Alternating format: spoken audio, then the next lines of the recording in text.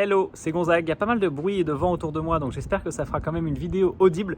Mais je voulais vous faire un contenu autour de Starlink, le système d'Elon Musk qui permet d'avoir Internet par satellite à des satellites en basse orbite. C'est un système plutôt innovant. Il y a actuellement, je crois, une centaine de milliers d'utilisateurs dans le monde. Et j'ai vu que mes parents étaient éligibles. Alors je me suis dit que j'allais commander ça parce qu'ils sont actuellement à 900 mètres de la ville, du cœur de la ville où ils habitent. Et ils ont 5 mégas en ADSL, ce qui est assez compliqué pour... on entend les poules et les coqs, ce qui est assez compliqué pour avoir une vie un peu connectée, alors, notamment quand je suis là, mais aussi quand on est plusieurs à la maison à faire du Netflix, du Spotify en même temps ou tout simplement vouloir surfer. Donc j'ai commandé le kit Starlink qui est arrivé depuis les États-Unis directement dans la boîte qui se trouve derrière moi, qui est assez grande. J'ai été surpris.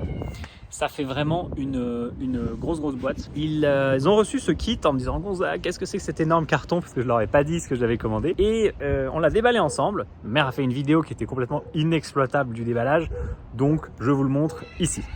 Bon, ils sont en train de refaire leur cuisine, donc c'est un peu le bordel. Mais voici le contenu de la boîte du Starlink. Donc vous allez avoir le récepteur, enfin émetteur aussi, un satellite, l'antenne en fait.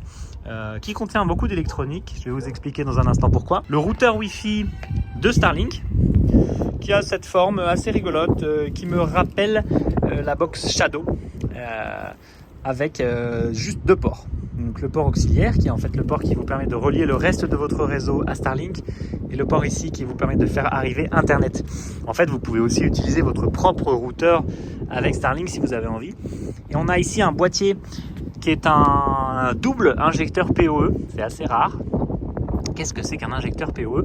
Eh bien en fait ce boîtier on l'alimente en électricité, ici avec un câble tout à fait standard qui est fourni aussi dans la boîte. Et il va sortir d'un côté du courant pour la box, c'est le câble blanc, et de l'autre côté du courant pour l'antenne, dont on distingue, vous voyez qu'elle peut basculer ici. Et d'ailleurs elle a un réglage pour se ranger. Donc on branche ce boîtier au courant, donc d'ailleurs on va le faire. À l'arrière il y a marqué Starlink. Et donc ce boîtier, il va mettre du courant électrique dans un câble réseau et aussi faire passer quand même les données. C'est ça ce qu'on appelle le PoE, ça veut dire Power over Ethernet. C'est très utilisé pour fournir du Wi-Fi, pour alimenter des caméras de surveillance, des choses comme ça. Et nous on s'en sert beaucoup dans mon travail. Donc là sur ce boîtier on va brancher d'un côté, évidemment il ne faudrait pas faire ça à l'extérieur normalement puisque ça, le boîtier à ma droite n'est pas étanche, le routeur Wi-Fi qui n'offre pas beaucoup de réglages. Cette vidéo elle est assez sommaire parce que je tourne tout à l'iPhone. Le but c'était juste de vous faire un petit retour bref d'expérience de 48 heures d'expérience.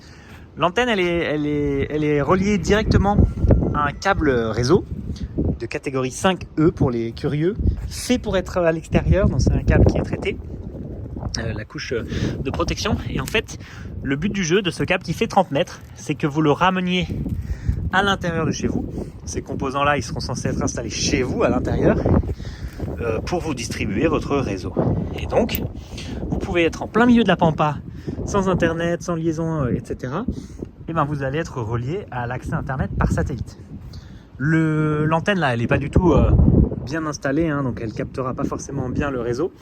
Elle met jusqu'à 15 minutes à la première connexion pour s'orienter vers la constellation de satellites de Starlink. C'est à dire que donc en basse orbite là dans le ciel il y a plein de satellites qui sont capables d'émettre et de recevoir et de communiquer avec moi.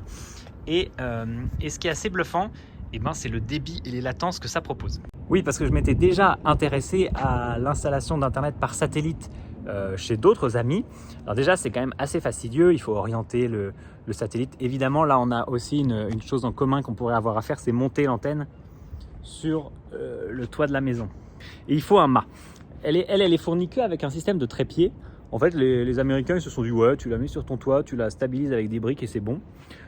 Pied qui a des trous à chaque extrémité du trépied qui permettrait aussi de l'accrocher avec tout accessoire de votre choix. Moi pour commencer le test chez les parents je l'avais carrément posé là dans le jardin et ça marchait pas très bien. Il y avait beaucoup de coupures, bizarrement je l'ai bougé là, c'est un gros bordel, merci papa, et là ça fonctionnait beaucoup mieux, beaucoup moins d'interruption de service. Et j'ai eu, en termes de vitesse, j'ai atteint 200 mégabits seconde de débit, ce qui est quand même loin d'être dégueulasse. Et je crois 30 ou 40 en upload. Là où versus, donc avant en ADSL, mes parents avaient 5 mégas en téléchargement et moins de 1 en envoi, ce qu'on appelle l'upload. Donc vous voyez, le truc est quand même assez bluffant en termes de perf. Et alors les petits aléas de la chose, en fait tous les systèmes qui utilisent l'aérien pour transporter de l'information, par exemple nos smartphones, la télé, la radio et le satellite, sont très très vulnérables aux intempéries, aux nuages, etc. Et donc s'il se met à pleuvoir, à faire très très moche, votre connexion internet marcherait moins bien. C'est aussi le cas avec le satellite normal.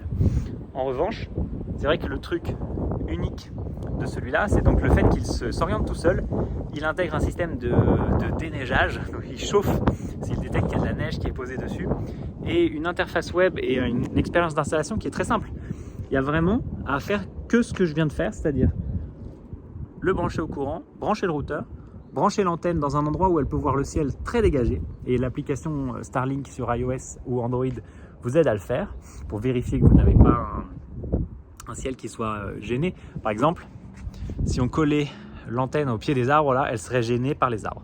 Donc ça, elle vous le signale. Au bout de 12 heures de fonctionnement, elle est aussi capable de vous dire ce qui a pu gêner son fonctionnement, faire des statistiques sur les coupures de réseau et sur la latence. Et là aussi, ça c'est un truc que j'ai oublié de mentionner, la latence, qui est quand même un sujet important quand on veut avoir une expérience de surf qualitative ou de gaming parfois. Eh bien la latence moyenne que j'ai eue, c'était 50 millisecondes en gros, parfois un peu moins, parfois un peu plus. Et c'est bien moins que la latence de l'internet par satellite classique, donc les satellites qui sont vraiment en orbite, c'est pas en orbite basse, puisque eux, on peut avoir un ping de 1 seconde, pas 1 milliseconde, 1 milliseconde c'est la fibre. Et donc ça change absolument tout sur la fluidité de l'usage du net. C'est-à-dire que quand j'utilisais internet là chez mes parents sur Starlink ce week-end, j'avais l'impression d'être à peu près sur la fibre à Paris. Donc c'était très très correct. Bon, ne m'en voulez pas, c'est une vidéo entièrement filmée à l'iPhone. J'ai fait un peu à l'arrache. Mais vous voyez, le satellite là, l'antenne Starlink s'est orientée. Alors pourtant, elle est vraiment presque face au mur et à la fenêtre. Si on regarde là où elle pointe, elle doit être un peu gênée. Et pourtant, Internet fonctionne. Donc on est connecté là avec le téléphone de mon père en Wi-Fi, sur le Wi-Fi qui est mis de base par la box, qui s'appelle Starlink. Voilà, Starlink 36301. En fait, depuis ça, vous allez obtenir une IP Starlink, donc c'est assez rigolo, c'est une IP V4, ça, hein, comme on disait. Et ben, regardez le débit, c'est assez surprenant. Alors que l'antenne n'est même pas vraiment orientée super bien vers le ciel. Voilà, on est en train de péter les 150, 160. 160 mégabits seconde. Voilà la vingtaine de mégabits en envoi, transfert, upload selon les termes. Donc ça marche pas mal. Moi j'avais très envie d'offrir ce système à mes parents et donc de leur payer l'abonnement, ce qui est un petit cadeau sympa puisque ça coûte quand même 100 € par mois. Et ils ont refusé, puisqu'ils ont raison, c'est vrai que c'est assez cher. Quand on pense qu'un abonnement internet classique, ça se trouve entre 15 et 30, 45 € par mois. Là, on est 5, 6, 7 fois plus selon le prix de l'abonnement. Évidemment, avec cet aspect assez unique d'avoir un débit extrêmement élevé à peu près partout. Alors la particularité avec Starlink, c'est que vous pouvez changer l'adresse d'utilisation, mais ça c'est sous réserve de disponibilité du système dans la zone où vous voulez déménager. Donc par exemple, moi je l'ai installé à l'adresse de mes parents ici, et si je déclare sur le site de Starlink que je veux l'utiliser ailleurs, peut-être qu'ils me diront pop, Coco, pour l'instant on n'a pas de place pour toi à cet endroit là. Voilà. Ils vont aussi lancer une offre premium, enfin ils ont lancé mais elle n'est pas disponible partout, plus pour les entreprises et les gens qui ont encore besoin de plus de débit et qui pourraient aller jusqu'à 500 mégabits seconde. Bon, moi avec 200 j'étais très largement satisfait de l'expérience, donc je suis un peu triste de ne pas le garder, en même temps financièrement soulagé.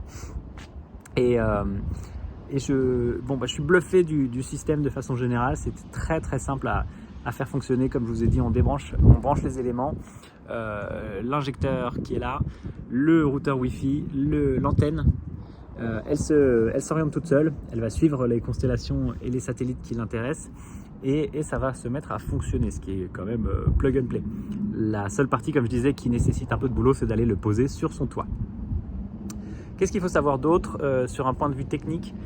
Contrairement à une box un peu classique, vous n'allez pas avoir votre propre IP internet. Et c'est d'ailleurs de moins en moins le cas en IPv4. Donc ça, c'est un peu technique pour cette vidéo, je le conçois. C'est une IP qui est partagée, qui est changeante. Donc on ne peut pas facilement rentrer à l'intérieur du réseau de la maison, par exemple, depuis l'extérieur.